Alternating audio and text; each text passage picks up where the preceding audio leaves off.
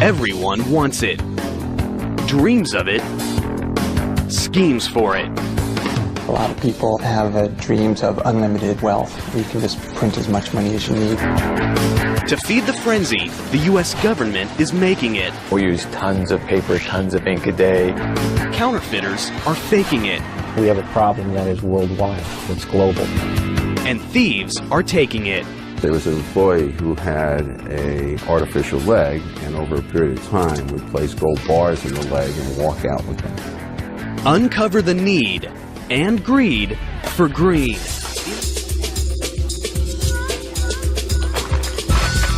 Cash, a big stack of greenbacks. Nothing in the world gets the pulse racing faster. Most of us earn it the hard way, but others have shortcuts. It's a battle between those making it and those faking and taking it. And ground zero in this currency combat is the U.S. Mint and the Bureau of Engraving and Printing.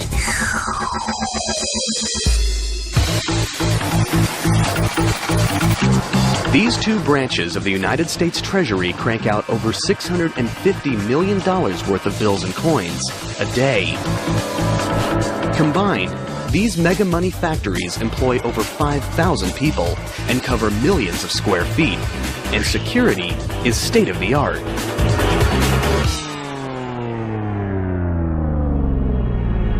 But where there's money, there's trouble.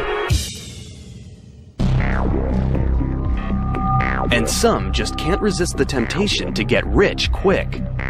One man dreamed up a scheme so outrageous it would go down as one of the biggest, boldest counterfeiting operations in United States history. His name, Wayne Victor Dennis.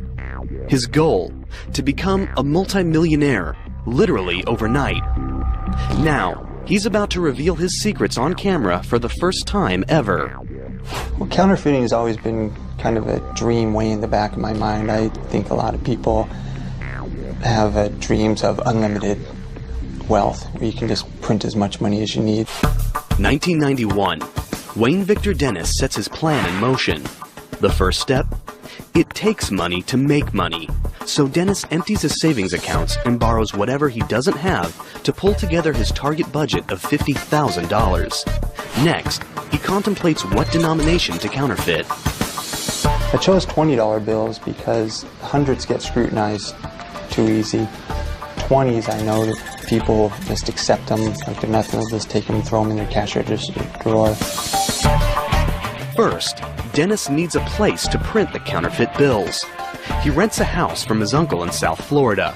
He soundproofs a secret room, then moves in a 750-pound offset press that he picked up from a printing supply house. It's a machine he knows nothing about, but that's not going to stop him now. What was supposed to be a 2-year vocational school, I taught myself in 2 weeks through experimentation. Dennis now begins the plate making. Using a stationary camera, he photographs 4 brand new $20 bills. It's at this stage when Dennis knows he's crossed the point of no return. Once you start photographing the money and you have negatives, then that's when you start getting nervous, because now there's evidence against you. The next step? He needs paper, but not just any paper. It has to have the distinct weight and texture of money. Unfortunately, the only paper that has no watermarks is standard typing paper. Without paper thick enough to pass as cash, Dennis's counterfeiting scheme could be shut down way before payday. But he's persistent. He comes up with an idea, a chemical solution, his own concoction that builds the paper thickness to 24 pounds, the weight of real currency. Now, what about the ink? I had to figure out some way to get that paper colored green like currency. But the color of money isn't easy. The wrong shade could send him to the slammer. Dennis is determined, though, to get it right, so he takes his biggest risk yet. He actually cuts off the corner of a real bill and sends the tiny sample to an ink manufacturer. A bold move that could be his biggest mistake. and I figured Secret Service would be knocking on my door right shortly thereafter. Days go by. Dennis's mind races with fear. Will the ink or the feds arrive at his doorstep? To his relief, it's the ink.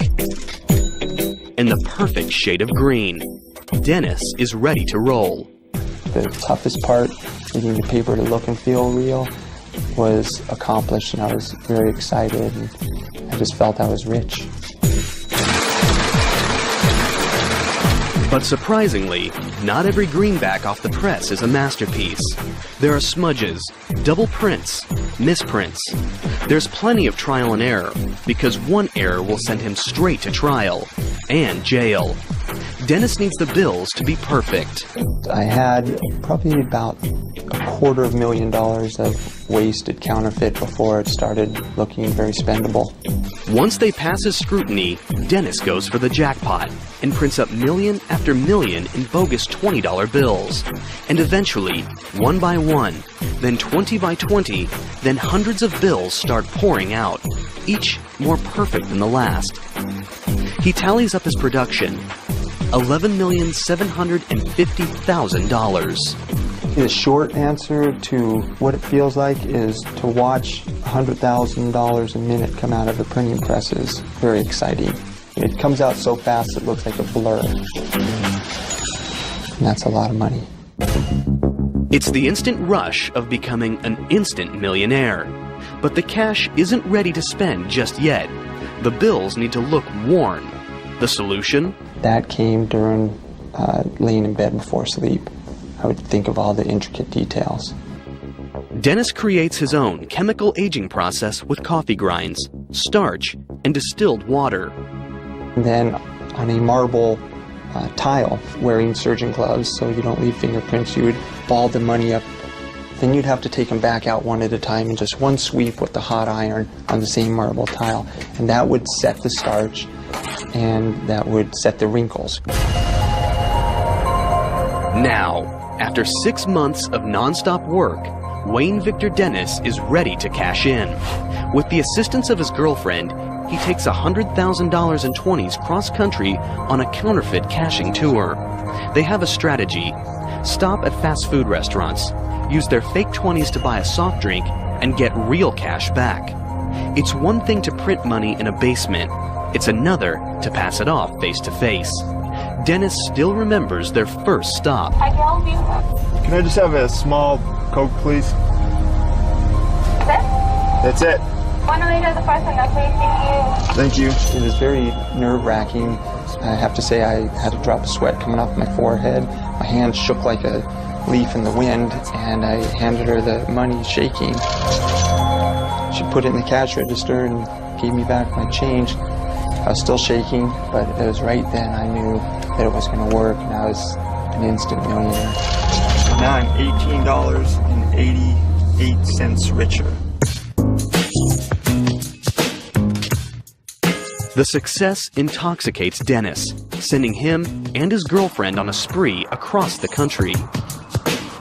One thing that I thought was pretty ingenious was to leave some of the counterfeit at grocery stores, throw a little out the window at nighttime so people would find it and they would cash it in places I would never cash it. So therefore the Secret Service couldn't say a pattern. Finally, they pull into the ultimate money mecca, the bright lights and big greed of Las Vegas. I figured if we can pass it in Las Vegas and not get caught, then we can pass it anywhere. Because the change persons in the casinos, that's all they do 8 hours a day is handle money. And it passed quite nicely. About $4,000 an hour we were able to funnel through the casinos. Dennis and his girlfriend become instant high rollers. At first, Alexa and I were cashing the counterfeit through the casino, and we were playing 21 and roulette and getting change from the cashiers. We're making great money. Flush with success and fatigued by the hard work of making millions, Dennis and his girlfriend decide to take a break. So we decided to go upstairs to the mezzanine where they had arcade games. Ironically, it's when they let their guard down that the stakes get their highest yet. Dennis passes off a counterfeit 20 to a teenage employee at an arcade game. She's not experienced with big cash, but she has a nervous habit that's about to expose his entire operation. She was tearing the corners off of all the bills, and when she tore the corner off one of my bills, she noticed it was white inside. I did not put enough alcohol in the ink to bleed it through the paper, so it was white inside. She called security without alerting me. Dennis is immediately backroomed, but he's prepared to face off with the feds. We came up with this story that I found a briefcase on a dock in Miami, and when I got home, I opened up the briefcase, I had to pry it open, and I found currency. But the authorities don't buy it. While Dennis is locked up in jail, Secret Service agents search his hotel room. They find the smoking gun, a logbook that describes every incriminating detail of the operation. And I knew we were pretty much finished. That logbook, that was the damning factor. Counterfeiter Wayne Victor Dennis thought he could create his own mega money factory, but he was tripped up by the saturation of the ink and the quality of U.S. Treasury paper. The real paper comes from Crane & Company of Dalton, Massachusetts. They've been making special paper for U.S. currency since 1879. Their product is unlike any other paper in the world.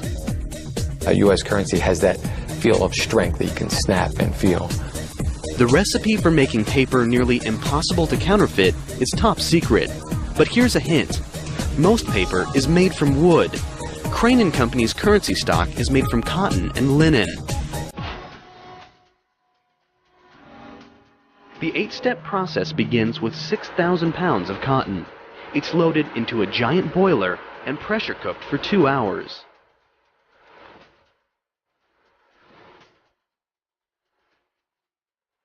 Next, this mess is dumped into a massive tub the size of a swimming pool, where it's cleaned and bleached.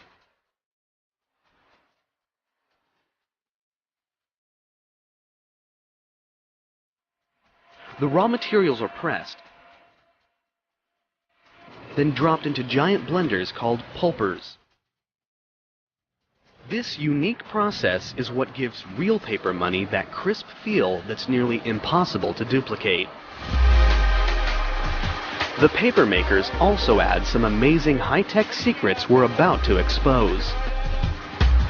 It's all in the inside layer, the same layer that tripped up counterfeiter Wayne Victor Dennis. Paper has a front and a back, and most people don't think a lot about the middle. But it's in the middle of the paper that a lot of the technology that contributes to making paper a counterfeit deterrent resides.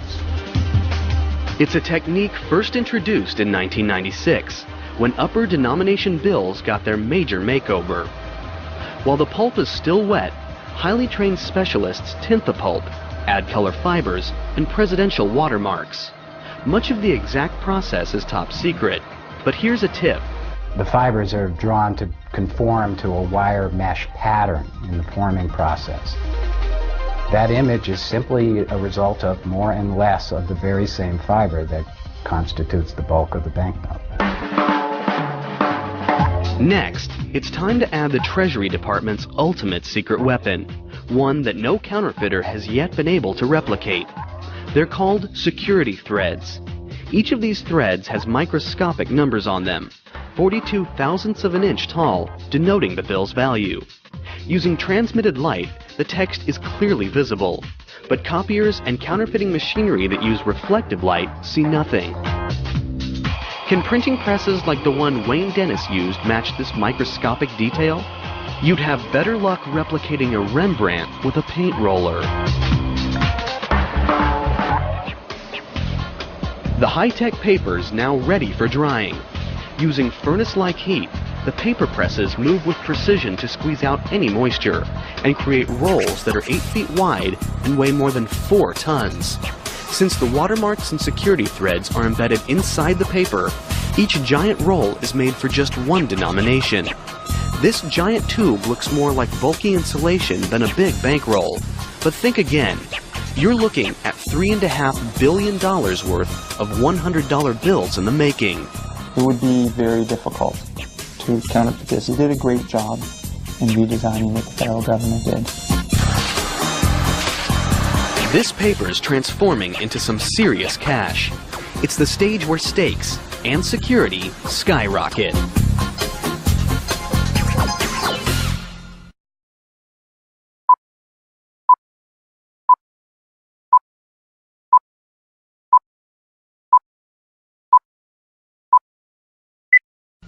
Wayne Victor Dennis made nearly $12 million of fake bills by cranking them out on a standard printing press.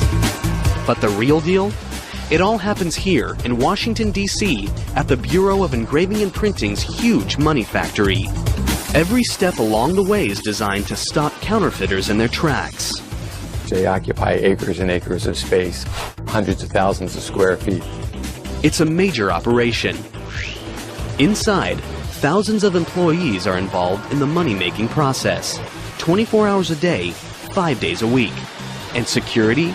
It's round the clock and never blinks, because working with money can be very tempting.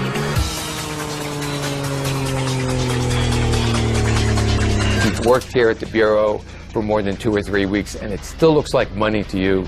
It's probably not a good job for you. In God we trust might be the motto on money, but at the Bureau, trust is something they take very seriously. From the minute anyone walks through the door, they are searched, scrutinized, and watched by vigilant state-of-the-art security systems. Each morning, as employees arrive for work at the imposing Bureau of Engraving and Printing factory, they must pass through special magnetometers that screen for any hidden weapons.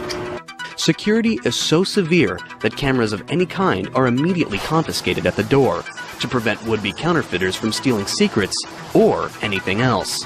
Once inside, a complex identification and scanning system tracks employees' movements everywhere they go. Motion detectors and alarms are placed strategically in key locations to prevent unauthorized access.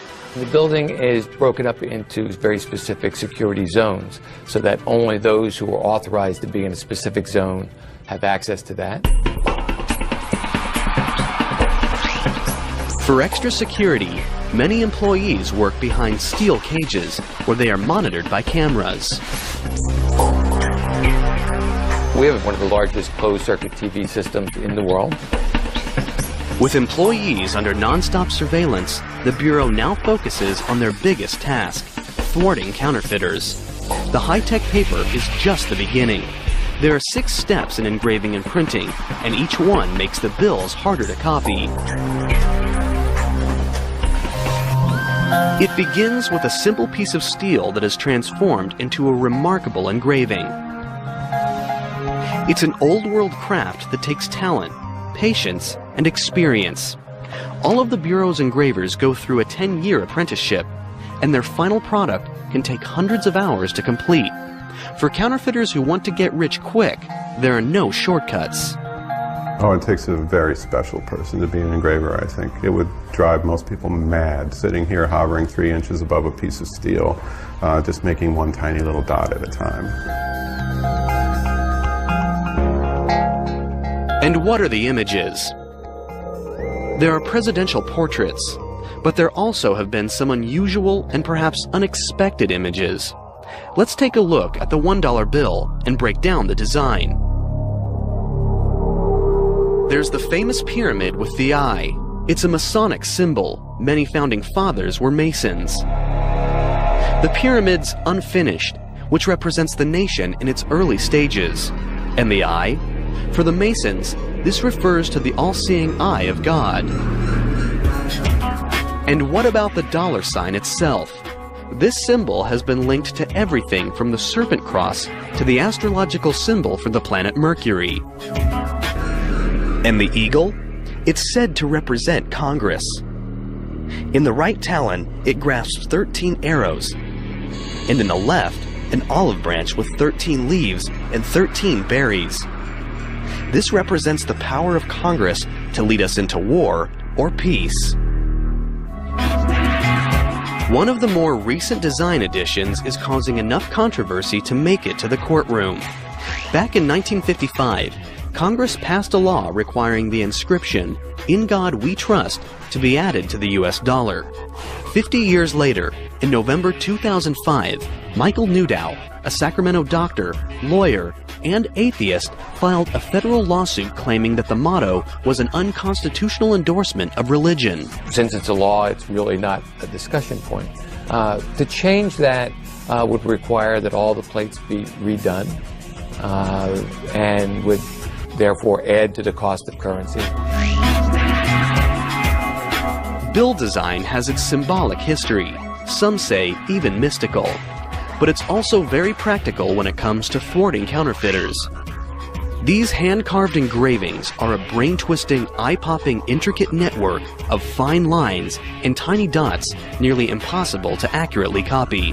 That's why I'm working here in the first place, because it's very, very hard to replicate a hand engraving where every single line, dot, and dash is paid very careful attention to. It's designed to foil forgery.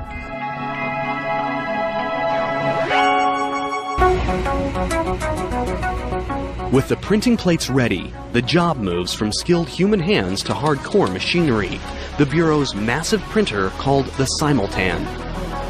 This mechanical giant is over 3 meters tall and weighs nearly 46 tons.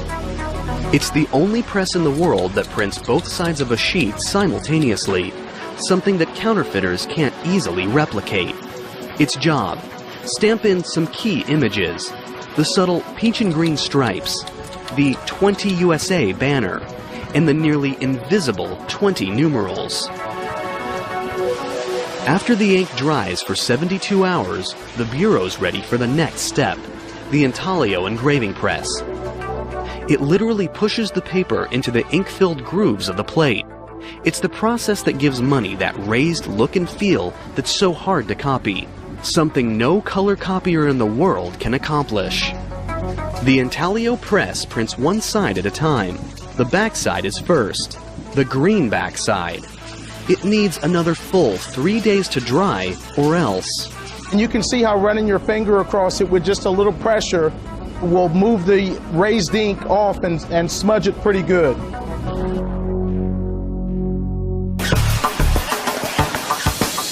Then the face side is ready for printing with black ink, and another metallic ink with a unique security feature. It shifts color according to the angle. Every hour, 1 1/3 tons of green, black, and metallic ink and 10,000 newspaper-sized sheets of currency stock roar through these enormous presses. That's $6.4 million worth of 20s. With 24 presses in operation, the Bureau can produce as much as $650 million a day. The Bureau's money inspectors now examine every bill, and they've got to be absolutely, positively flawless to pass the test. Rivers of green and black currency sheets pass under optical scanners that take pictures of the front and back of each bill sheet, looking for the slightest imperfection. The inspection process is amazingly fast and efficient. Catching imperfect bills is almost as important as catching counterfeits. Each sheet moves through in under a second. It's given a number as it passes. This computer keeps track of 37 separate sheets of currency at once, comparing over 1 million microscopic squares with a master image. If the computer locates a mismatched square, it displays it on a monitor. Here's a demonstration, a smiley face. It'll be spotted and show up as imperfect in less than a second. Imperfect bills are so rare in the general circulation that they are automatically collectibles, sometimes fetching thousands of times their face value.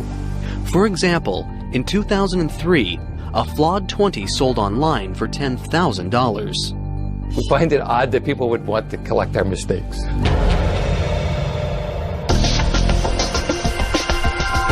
Once they pass inspection, the Bureau adds the Treasury and Federal Reserve seals and the bank and serial numbers to the uncut sheets of money. It's like the money's home address. If you know the serial number and the denomination and the series, Those three things will uniquely identify that particular piece of paper. It's never duplicated, so that we can tell when that note was printed and where it was originally issued. In a room the Bureau calls currency overprinting and packaging equipment, the money is finally cut, counted, and shrink-wrapped. It's now street-ready. If someone's going to pull off a heist, now would be the time. Bricks of 4,000 notes are stacked and sent to the vault. They'll wait there until it's time for delivery. The Bureau of Engraving and Printing makes billions in paper money every year. Counterfeiters try to rip them off. But does anyone bother with coins? Actually, coins have been in the crosshairs of scheming, thieving minds a lot longer than bills. Back when coins were made of gold, crooks would shave them down. Authorities countered by making coins out of less valuable metals.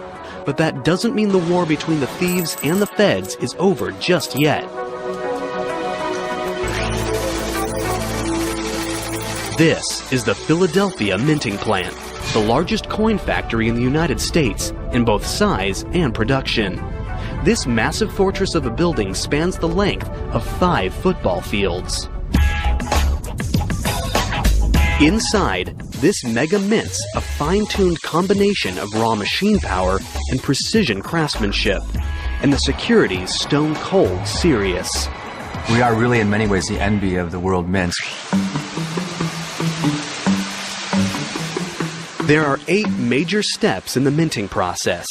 It begins with a design. Whenever Congress authorizes a new coin or metal, the mint sculptor engravers sketch out their ideas. It's a contest. Whoever comes up with the best design wins. The prize? Having their artwork displayed on a U.S. coin means it's seen by hundreds of millions of people every day, a number that puts the Mona Lisa to shame. John Mercanti has engraved more than 100 coins and medals. It's a very privileged position to be in. It really is, especially as an artist. Until the 1970s, the sketches were hand-drawn. When we had to make a correction on a drawing, we would have to go back and redraw the whole thing. Computers have changed all that. Today, software programs streamline the process. After the design is approved, the artist takes up traditional tools to sculpt a clay model. It's usually 3 to 12 times the size of the finished coin. It takes a certain degree of concentration. Sometimes it's almost monastic in seeing the engravers in their cells, what I call cells, working very quietly and very intense. The team makes a negative rubber mold of the large design. Then, liquid epoxy is poured into the rubber mold and hardens, creating a more durable model to work with. This model is mounted onto a machine called a transfer engraver. At the other end, a tool cuts the reduced design into a steel blank called a hub. It will be an exact replica of the large model, but engravers still have to double-check for any tiny errors. This is the only place in the world where you'll see a bunch of grown adults standing around the table completely frustrated over a little piece of metal that's the size of a quarter that just doesn't quite look the way they want it. Once perfected, dies, 2 pieces of steel that will stamp the design on the coins, are made from the master hub.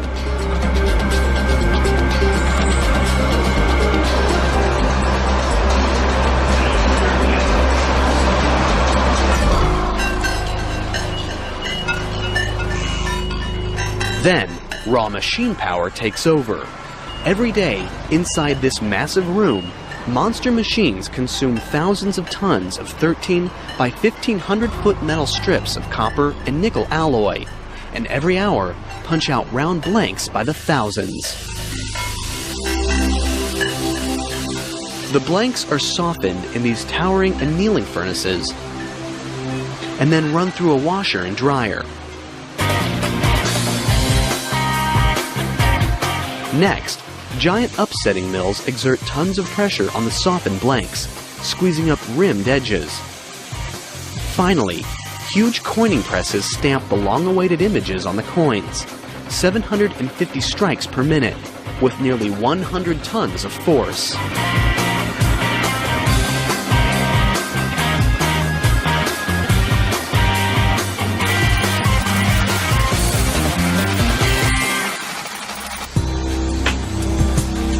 The coins are spot-checked for errors. And once they're clear to go, colossal counting machines drop them into vault bags. Forklifts then carry the coins into highly guarded, secure vaults.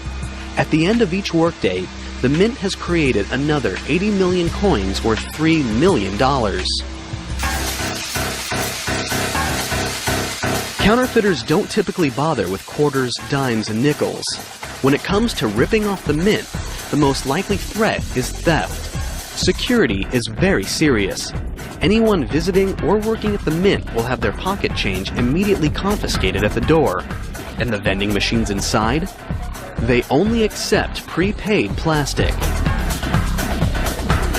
No high security facility has ever really successfully been robbed unless it was due to an insider's participation.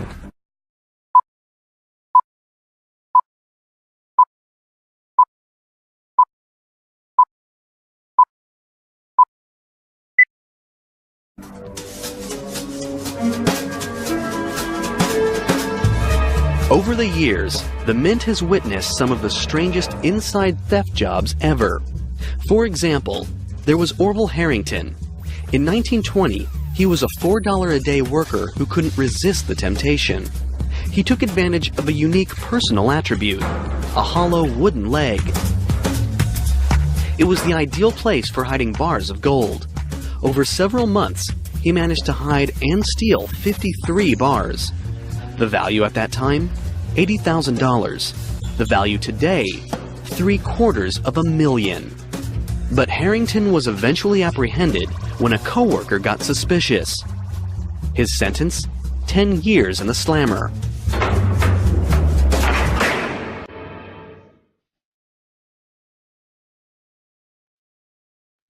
In the late 70s, the New York Mint was the target of an even more bizarre robbery. That facility actually refined gold.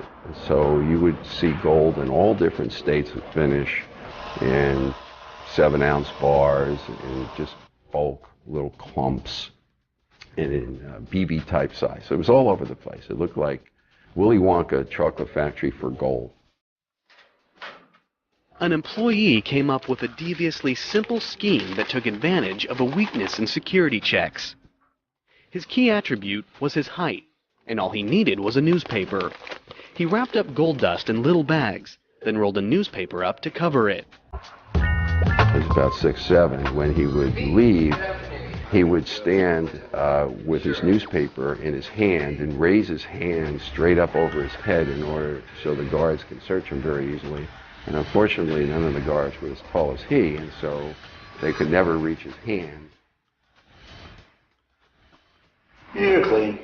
Have a good one. You bet. Thanks. Today,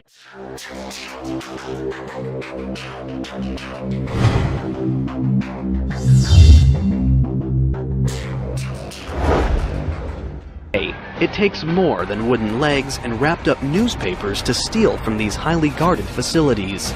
They've got their own armed police force whose job is to protect over $100 billion in gold, silver, and coins. The Mint police go through vigorous training, including SWAT and anti-terror measures. The bottom line is preventing crooks from getting inside in the first place. Working around money means you have to make sure that the people are honest. And before they're hired, you make sure we check them thoroughly. And make no mistake, at the Mint, everything gets checked, from backgrounds to back pockets. The Bureau of Engraving and Printing and the United States Mint.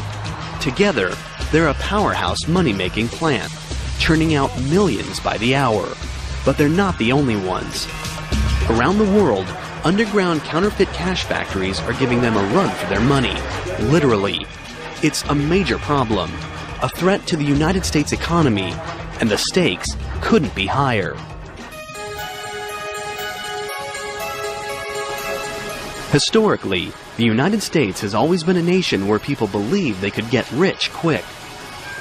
But that dream has had a dark side. Ever since bills have been part of the United States currency, there have been people trying to fake them. In the early days of the dollar, counterfeiting was a raging epidemic. From 1837 to 1866, during the free banking era, 1,600 state banks printed their own bills, each with its own design. That adds up to 7,000 designs in total.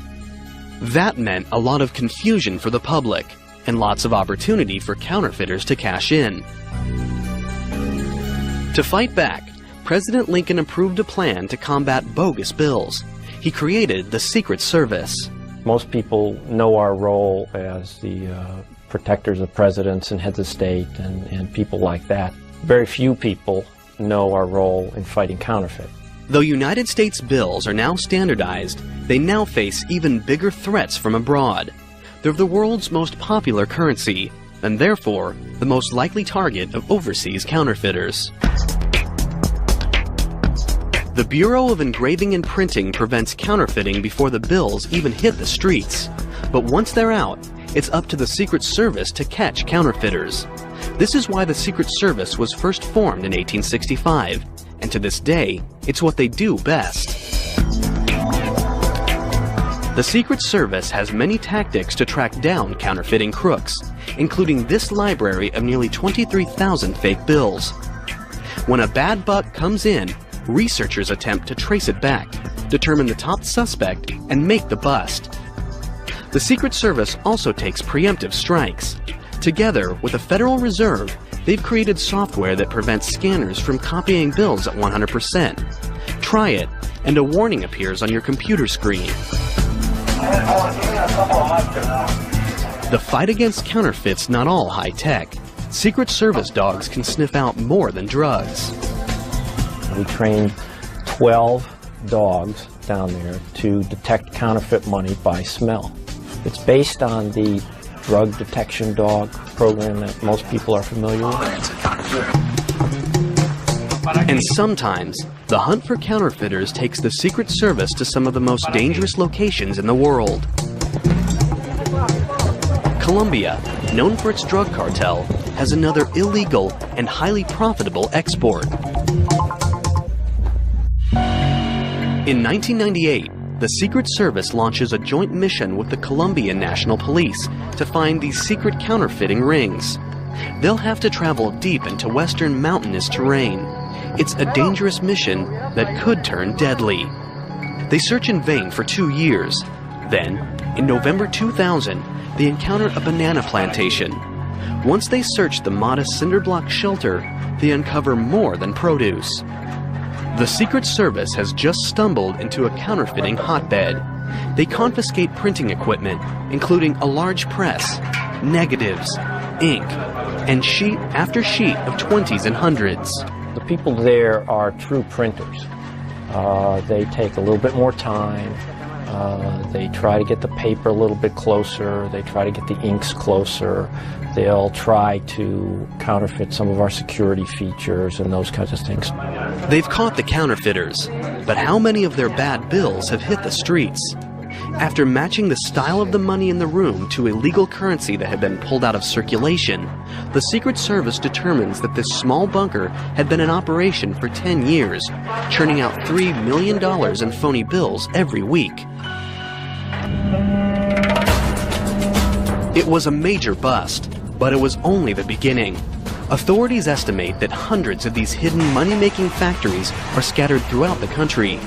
It's an underground war that the Secret Service still fights today. We have an office in Bogota. We work closely with the police forces down there. And together, we have made a significant dent in the amount of counterfeit money. The United States Mint and the Bureau of Engraving and Printing's job is to manufacture mega money. It's a high-stakes, high-security operation designed to stop counterfeits and theft. But once the money is ready to enter circulation, the opportunity for danger is even greater. When money changes hands, anything can happen. Transporting the money from the factories is a major operation that calls for the highest vigilance against gunpoint heists and even inside jobs. Each money factory has immense loading docks. Forklifts and transfer workers move the money under intense security precautions. Armed guards watch every move. At the transport points, as you're loading it or unloading it, is the riskiest part because the money is exposed for anyone to take. Millions of dollars are loaded up into unmarked 18-wheelers. And where do these semis go? They're headed to a main depot. After that, armored cars drive the money to every bank and branch that's part of the Federal Reserve System. Created in 1913, the Federal Reserve is the central bank of the United States, the clearinghouse for cold, hard cash. It was created after a series of financial panics and financial crises that occurred in the late 19th and early 20th centuries. In these crises, people got concerned about their deposits at their local commercial banks. Today, there are 12 Federal Reserve banks nationwide, each serving a specific region of the country. The Federal Reserve is an intermediary between banks that have more currency than they need because they've taken in deposits, lots of deposits of currency, and banks that have a need for currency. And as that currency is deposited with us, and before it's sent out to the banks that have a need, we're like a filtering system. The Federal Reserve's giant vaults house the money until commercial banks need it. Then, armored cars take it straight to the banks. Once it hits circulation, currency passes through billions of hands. And billions of hands can do a lot of damage. An average bill circulates for 5 years before it's too tattered to go on. So how are bad bills pulled from circulation? When commercial banks receive cash, they in turn deposit it in the Federal Reserve Bank. It's here where all bills, the good, the bad, and the cruddy, come under close scrutiny. All 12 of the reserve banks have high-speed computer-controlled machines that count 40 bills a second, examining them with specially designed sensors to search for dirt, graffiti, and possible counterfeits. They send suspected fake bills straight to the Secret Service for examination. What happens to the old worn bills? They've got a date with the shredder. The Federal Reserve banks shred over $500 million a day. When these bills are shredded, they're out of circulation, and new bills are printed to take their place. But what do you do if your money is destroyed? The commercial banks won't take it, so this cash never meets the Federal Reserve's shredders. But it's still considered legal tender. So where does it go? Back to where it all begins. The Bureau of Engraving and Printing. The Bureau has a free service that most people have never heard of. It's called the Mutilated Currency Division, and anyone can send their most fragile 5s and tattered 20s directly to their office for a refund.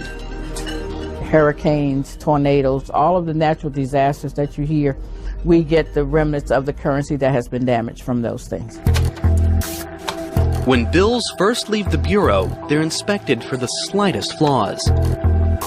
The messy bills that make it back undergo the same careful scrutiny.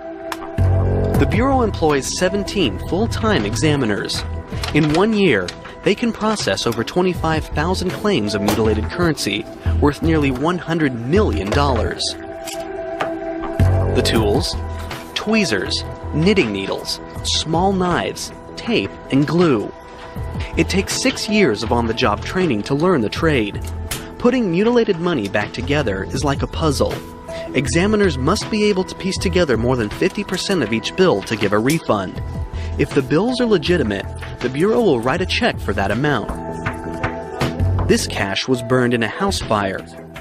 The ashes must be reconstructed. You have to go through and you have to figure out which piece goes where, what goes to what note.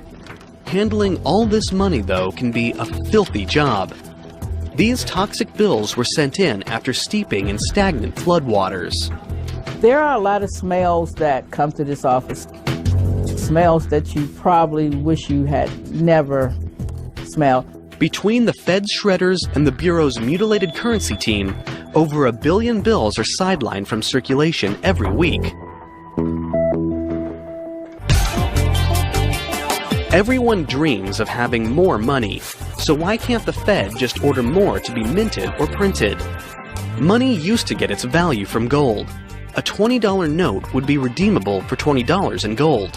Today, the gold standard is no longer used. They now have a 5.7 cent piece of paper and are going to issue that as a $100 bill. In order to do that, they purchase collateral. They purchase treasury notes, bonds that they hold for that value, and they issue that note, and it is represented by the value held by the bank. Sort of like you're writing a check, and the value of that is made by the money that you hold in the bank. So that is really what it is. It really represents value. Essentially, the US dollar is only valuable because we say it is. It's because there's a full faith and credit of the United States behind that coin or currency. If the US government flooded the economy with more money, the value of that very same money would go down, leading to inflation.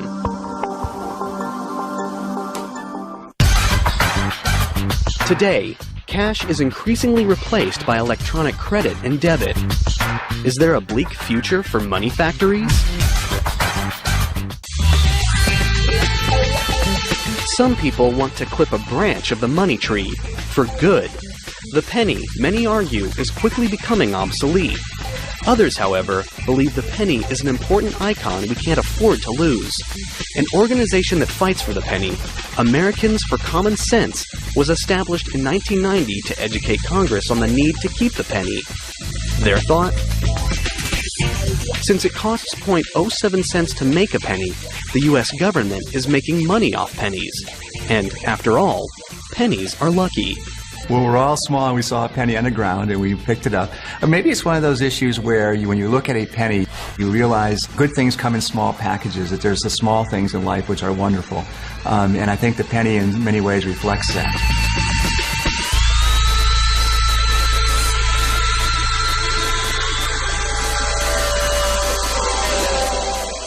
As long as there's the need to buy and sell, there's a need for money factories. The US dollar is still the most reliable currency in the world. It's up to the Bureau of Engraving and Printing and the United States Mint to supply it. This cash has the embedded high-tech tricks to stop counterfeiters, the security to get delivered into the right hands, and that crisp snap that just can't be replaced. Nothing makes you feel like $1 million, like $1 million.